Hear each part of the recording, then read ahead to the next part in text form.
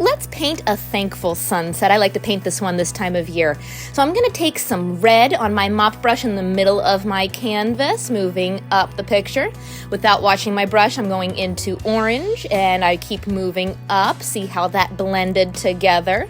And then without washing my brush again, I'm going to take some yellow and go all the way up to the top of the canvas. Now I'm also going to take navy blue, cobalt, and white without washing my brush. Blue is a strong color, so it kind of takes away all those warm colors. I'm going to do back and forth strokes all the way down to the bottom, and then dry it for this next step. With my large pouncer, I'm going to add a sun in the center, resting right on top of the water. And with my medium round brush, I'm also going to take some black paint. Add that horizon line in there, and then do kind of a wavy line across it. This kind of represents hills or mountains in the distance. Now I'm going to do an island coming out from the middle of the water on the left side. That's just a line and a wavy line there.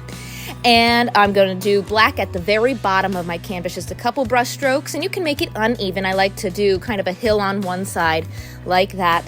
Now I'm going to show you how to do a different kind of tree. With my detail brush, I'm going to do a couple little tiny fine lines starting in the island, pulling up into the sky, and some in the front going all the way up to the sky. They don't have to be perfectly straight.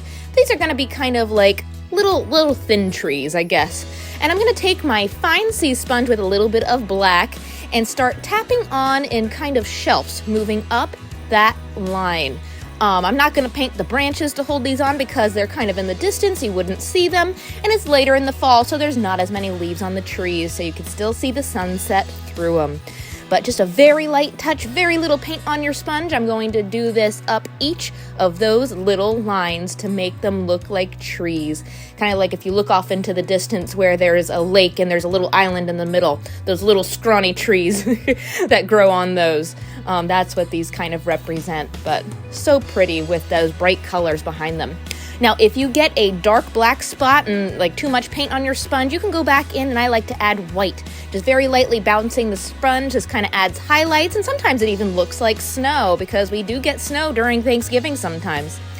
And then because my ground looks very, very plain, I'm going to take black and white on my mop brush again and just kind of make it look uneven, just very lightly bouncing across the top of that black and on the island. Makes it look like there's like little grasses and bushes on there.